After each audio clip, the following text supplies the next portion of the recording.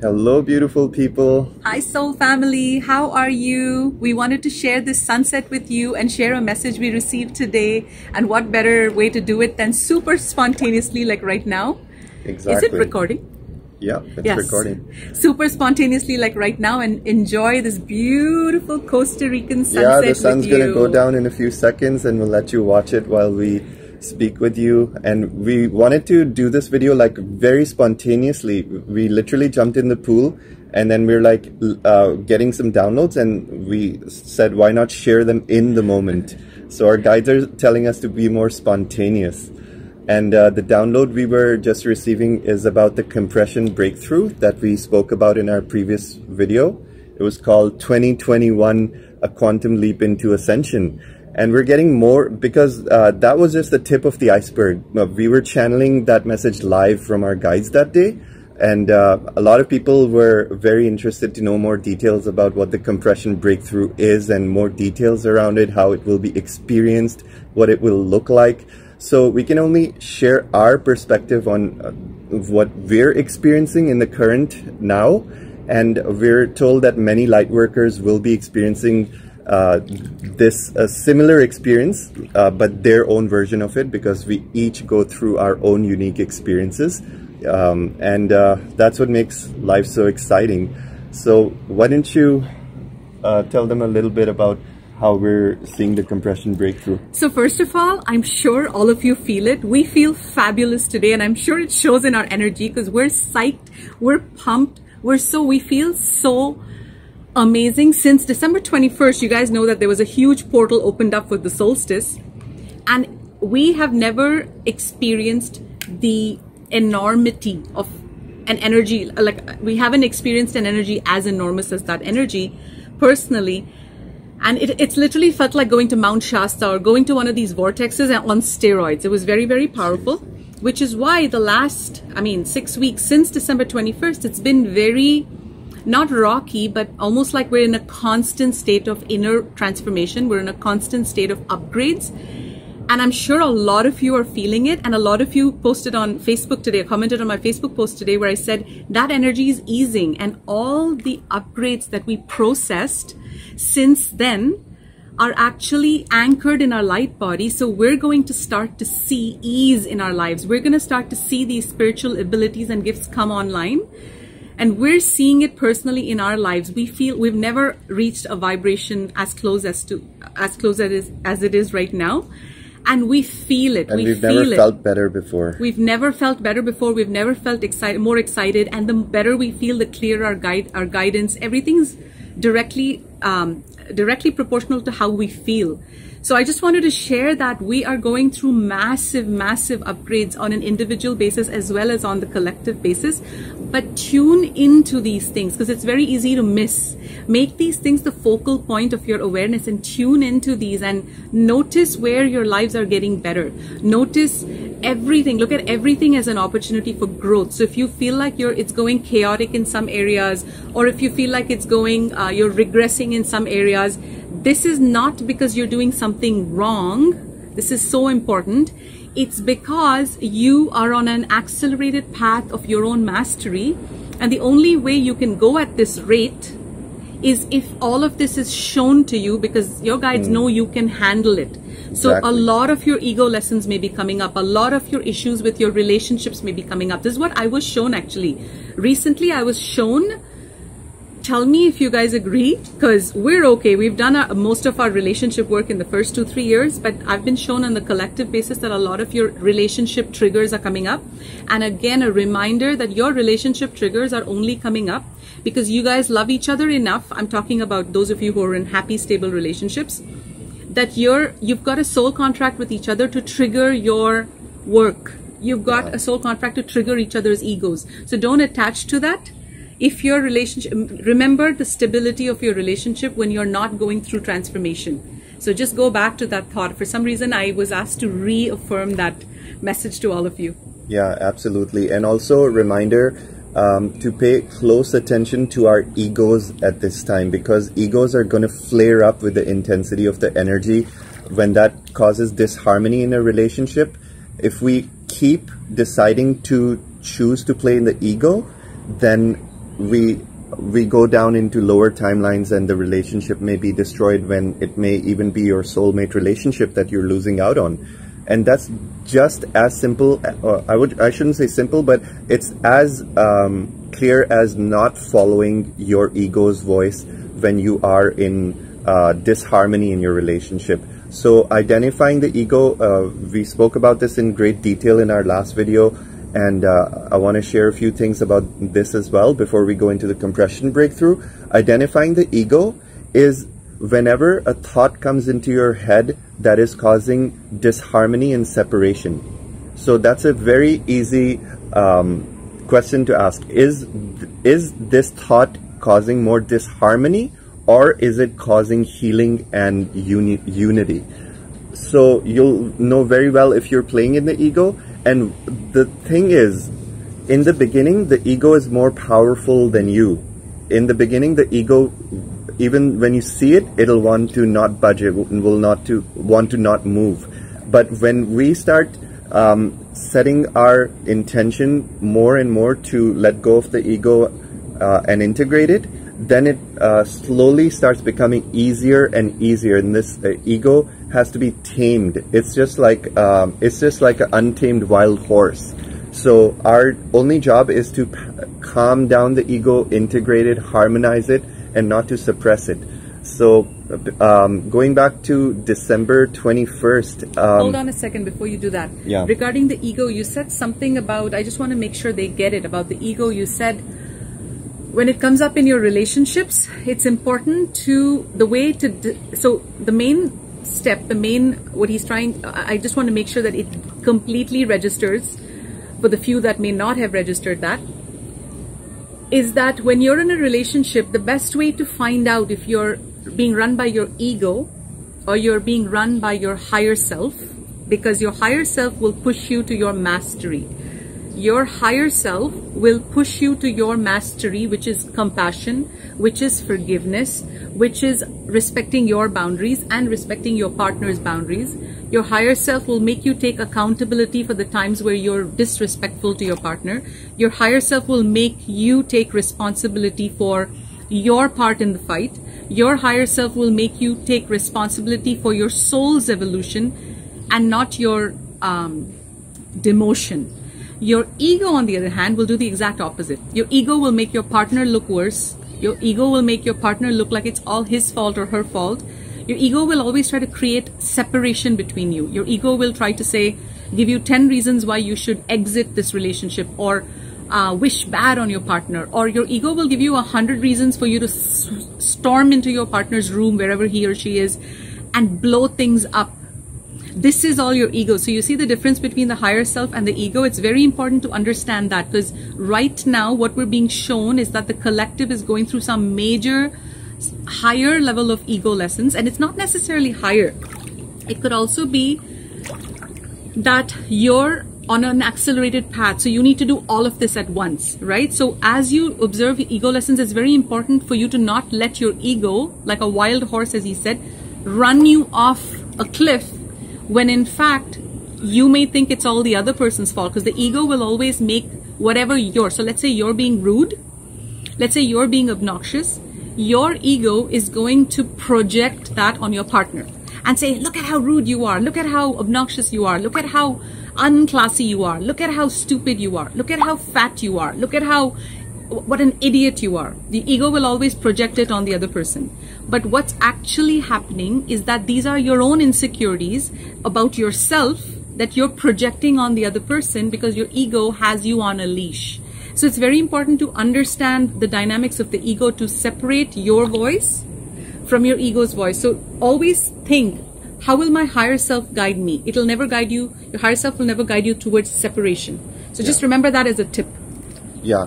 And another way to look at it is, whatever story the ego is playing inside your head, let's say it's like a childhood trauma that's causing you to act out, and your inner child is coming out. Excuse me.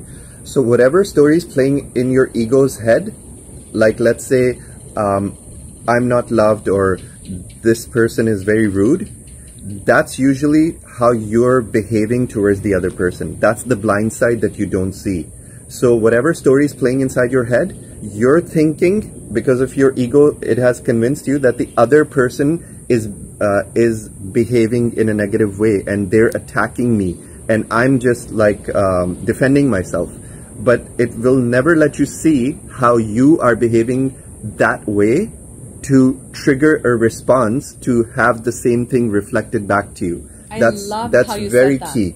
Yes. You are unconsciously behaving out in a pattern of, let's say, rudeness, or maybe let's say you've got some unhealed way of speaking to others that you don't realize is coming across as abrasive or rude or harsh. Like let's say your father spoke to you that way in your childhood. And you think that's just how people talk, and you may act it out with your partner. You may start speaking to them the way your father spoke to you. Without having any clue that you're doing that. Yeah. And when your partner is like, why... we were just normal like 5 minutes ago. Why would you start like speaking like that? And you suddenly get caught off guard because you didn't realize anything that your ego just played out. It's completely blind spotted for you. And a lot of you who live with narcissists or who have lived with narcissists have faced this at some level. A lot of light workers have probably faced it happening to them where they are subject to narcissistic attacks. However, what I'm getting right now is that a lot of light workers have broken away from their narcissistic partners, and somehow, because this trauma remains unhealed within you, I'm getting this right now, guys.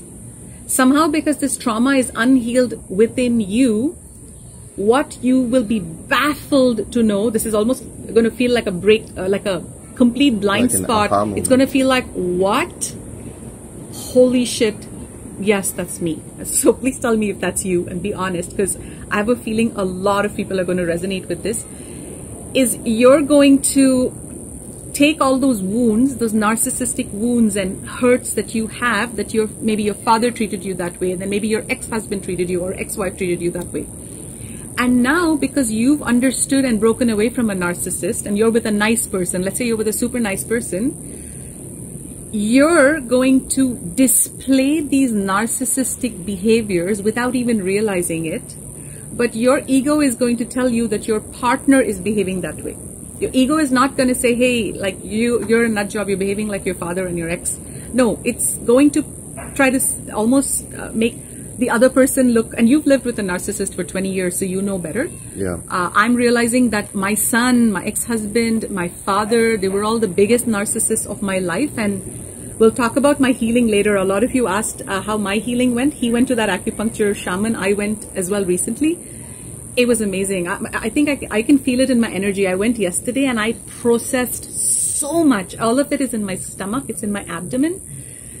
But just to wrap it up to give it to you in a quick instant, what happened was when I went to her, I felt some sadness waiting to be released. And I'm thinking all this sadness is in my subconscious mind, because I'm not sad, but deep in my subconscious, it's sad. So anyway, she did the healing. She put all her needles and everything, and she did deep, deep, deep foot reflexology. That's where everything's stored, like these emotions. And what happens is when these needles are done with intention, they release all the trauma that your muscles are holding and your organs are holding. So when I came home yesterday, all my childhood abuse visions started coming up, and I'm thinking, why are these coming up? So my guides instantly said, when these childhood visions or memories or these visions are shown to you, instantly call upon us, call upon your guides, call upon your higher self, call upon the violet flame, Saint Germain's violet flame, to take these memories away and process them for you.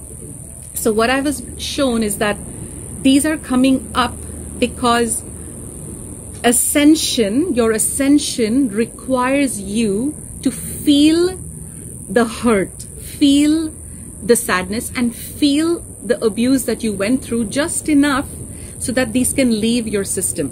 What I had done was I had forgiven, I was the big person. I was like, I can handle it, it's fine. I forgive my dad, I forgive my ex-husband, I forgive my son. But what I had to do yesterday, guys, was I had to feel it. I had to say, how dare you treat me like that? How dare you did that to me? How dare you burn my face with a cigarette? How dare you dump your trauma on me? How dare?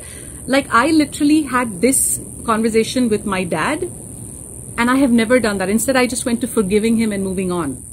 And so that was very, very powerful, because as I felt all of that, it released from my system. Yeah. And also what I was told was that, and another thing, guys, is many of you are healing this ancestral stuff for your families right now. So my father's father displayed the same angry, abusive behavior to my father, and my father did it to myself and my brother is 3D. So this is, you guys will relate to this. My brother is vibrating 3D consciousness. So he is repeating the same patterns as my dad.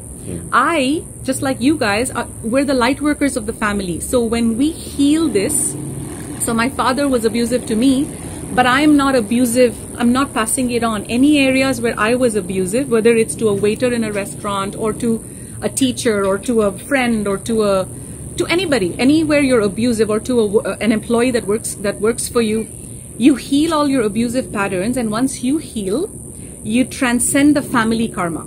So I have transcended it. Now my future generations won't have the same narcissistic patterns. And because I've transcended it, I won't attract narcissists into my field anymore. Does that make sense? Yeah, absolutely. And also wanted to go into more detail into why it's so important to feel your traumas. It's not like we're saying revive something that happened 20 years ago and try to refreshen the memories, because that's not the point. What happens is when you're going through a trauma in your life that is extremely painful, in that moment, your human shuts you off from your feeling centers, because it would be too shocking to your system. It's a self-defense mechanism or self-preservation mechanism. So your higher self cocoons your physical human self in this shield while the trauma is occurring. Your body's like numb. So sometimes abuse victims or trauma victims don't even recall. It's just like a blackout. It's just like compartmentalized somewhere else in your subconscious mind. So the intensity is not fully processed in that moment. It's compartmentalized into a dark spot in your aura. Usually it goes in the subconscious mind, in the mental body, and you continue to be ruled by the subconscious pain. So now you have stored this compartmentalized pain in the back of your mind somewhere. It continues to rule you like a puppet master, and it pulls on your strings. So what it will do is to remind your conscious mind that you're still carrying this trauma. You're still carrying this trauma. You haven't healed it yet. What it's going to do is it's going to cause you to act out in this trauma, so other people can kind of be your reflector and show you, oh, this is what you're still carrying. This is what you're still carrying. So you're using your people who you have soul contracts with, people who you usually love and are close to. You use them as mirrors to be able to see what you're still carrying. And when we become conscious of how this process works, we no longer play in the unconscious way. We then become suddenly self-aware, like, oh my God, this person is reflecting to me how I'm acting rude to them. Because, and when was the first time I experienced this kind of tone, this kind of rudeness? Oh my God, it was my father. Oh my God, it was my uncle, or whatever have you. So you start becoming self-aware, and you start connecting back to all the unhealed parts of your past, and you bring them in the forefront. And that's all we need to do. There's nothing more, nothing less. You don't need to pay high amounts of dollars to expensive healers. You just need to keep observing your traumas, and observation is information. Observation is shedding light. Once we shed light on all the darkness within us, it just disappears. Just the same way as a candle lit in a dark room illuminates the entire room all at once. So that's all we need to see, to be aware of this self-analysis, self-reflection process. You know, another thing that I'd like to share is that so many of us have been through so much trauma in our childhood, but at least for me, I walked out of it at age 18 when I ran away from home. I actually started running away when I was 16. I was caught every time, and then the fourth time I ran away was when I was 18, and that's when I broke free from the clutches of tyranny. But the important message that came in for me yesterday was to feel all of this hurt. And my guides are telling me that this is something that every single one of us needs to do, because so many of us just move on. We move ahead with life just because we're so empathic and oh, we're so strong and oh, we can handle it. We're so forgiving. We're so love and light. We're so full of light. We're all souls. But that is, so basically what I was shown is that every time we do this, a void is created in our heart chakra. It's between our heart chakra and our solar plexus. So think of it as a dark void here. Many of us, like especially for me, I'm sure many of you relate, we haven't had love, unconditional love growing up. Like we haven't felt the true love of a mother or a father, many of us, I'm not saying all of us, but I'm talking about the unconditional love. Imagine Father God was your father. What kind of love would he give you? Imagine if Mother, Divine Mother was your mother. What kind of love would she give you? And many of us are robbed from divine love at birth. So many of us haven't felt the connection of flesh. Like in our family, there was no hugging, there was no kissing, there was no saying, I love you. So no love is reflected to us, and we go about life thinking that that's normal, but it's not. And then we go into our marriages and all of a sudden, you know, we have had no sense of love. So even if the other person gives you just a little bit of love, like a dog, they throw a dog a little bone of love, and we're like, oh my God, this is so nice. This feels so amazing to us. This is such a nice man or such a nice woman. So we go off because of this lack of love. So right now it's very important for us to go back and watch our traumas and watch every single time our parents or anyone were rude to us. For me, I had to go back to the time at age 16 where I was locked in my bedroom for 3 days. And I had to knock on the door every time I had to go to the washroom. And 3 times a day, a mail would be slid into my room, and I had no visitors allowed. And also a time when I came back from, like, I've been through extreme trauma and I had just locked it off. Whew, I'm feeling it right now in my solar plexus. It's like I had just written it off. Like the healing's very fresh still, so I haven't fully processed it. But there was a time when I was 16, I came back from my college, my grade 11, and my father had taken all my clothes and my shoes and burnt it in the dumpster in front of my house, just because I had done something that he didn't like. So as a punishment, he burnt all my clothes and shoes. And for the next few weeks, I had to wear my cousin's sisters, like my cousin's clothes, which was so embarrassing. But anyway, all of these things, I have not given myself enough love to feel these things. And that's what came up for me yesterday, to go back and feel it and express anger towards my father in a safe container, of course, keeping in mind that I've already forgiven him. I have already moved on. But it was a time for me to go and do myself justice, and that girl, that little girl justice who's been so abused. And the part where my father burnt me, remember that time when he intuitively put his hand on me in a specific way, and I just burst out crying last night, because it reminded me that was the exact spot where my father had burnt me with a cigarette, and I didn't go to school for, like, I didn't go to college, to grade 11, we call it college in India. I didn't go for like 2 weeks because they had a burn mark. And you know what? My father, next day we went out for dinner, everything was okay. He never said sorry. So I had to go back and feel all those things and not just glorify my father, because what I was shown is we empaths, we glorify narcissists. That was a huge part of the breakthrough I had yesterday.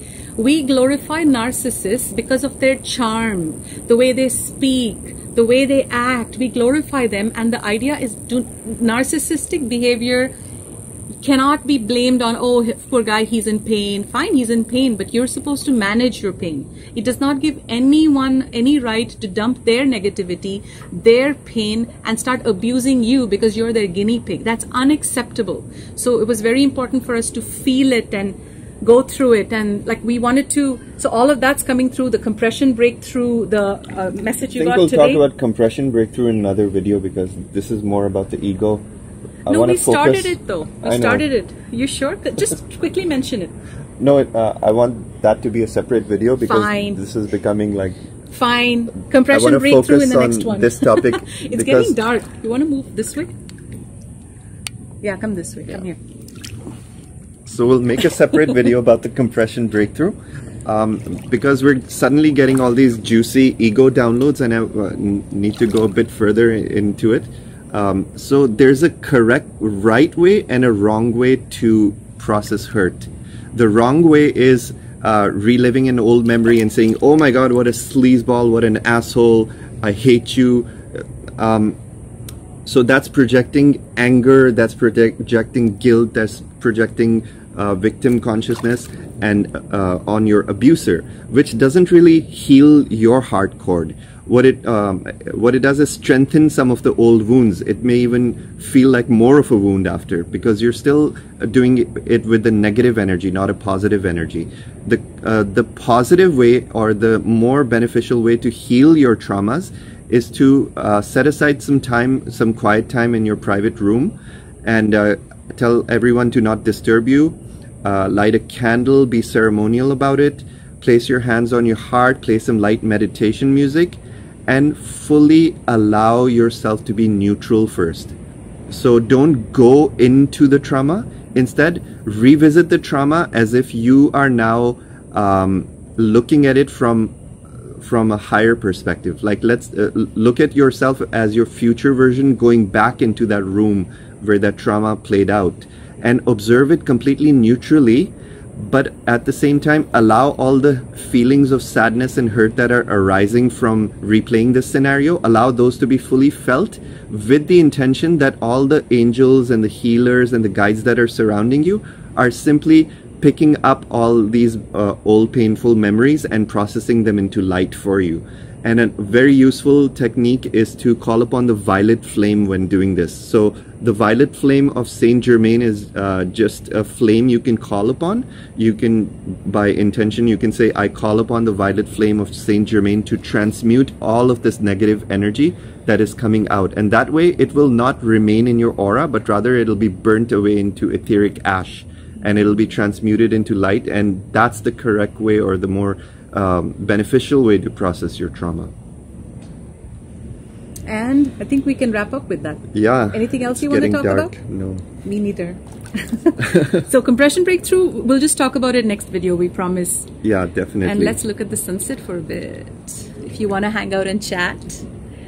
We had such an amazing day today. We went for what's that thing called? Pilates. Pilates. We went together. I love Pilates. For some reason, right now my body is rejecting yoga. And we started Pilates. It felt really good. And we literally go till 1 p.m. on just a green smoothie, like a green juice. Yeah, we're eating super healthy these days. We cut out meat, which is basically beef and chicken for us. We still eat seafood, and we're eating lots of raw vegetables. We're having green, like all kinds of green fibers, rich smoothies with kale, spinach, celery, carrots, all the good stuff, all the organic stuff. You know, in a couple of days, we have a friend who's going to come to our house here and teach us a recipe. She says she swears by it. She's like, if you want to go on a detox, this is an amazing recipe. And I actually tasted some out of her bottle yesterday. Like, we don't care about COVID and all that. Like, that's all, we don't even think like that, right? So we're sharing the same bottle. I found that so freeing. And it tasted, I mean, it doesn't taste great, but it does not taste bad. Like, I actually enjoyed it. So when she comes over, we'll do a Facebook Live, or maybe we'll do something. We'll put it up so we can share that recipe with everyone. And I highly recommend you guys start drinking that every single day, because I feel like right now our bodies our light bodies are being upgraded, our physical bodies are being upgraded. And man, we need the greens. We need to really focus on our diets. Like use spirulina, like use all these superfoods. And we've ordered a whole bunch of stuff on Amazon, and we're going to teach all this in the retreat curriculum. We're super excited. Everything's going great. And the energies this year are going to be so intense that if our physical bodies do not catch up, then it's going to result in pain or blockages, or just, it's going to be more uncomfortable if we don't get our bodies in shape. So it's a reminder for all of us to stay ahead of the curve. Don't lag behind. Don't get in your comfort zone. And just enjoy the ride. It's going to be a very exciting year. Yes. And having said that, we love you guys. And we'll see you soon. There. How beautiful is that, right? My goodness, how beautiful is that? So beautiful. I love you guys.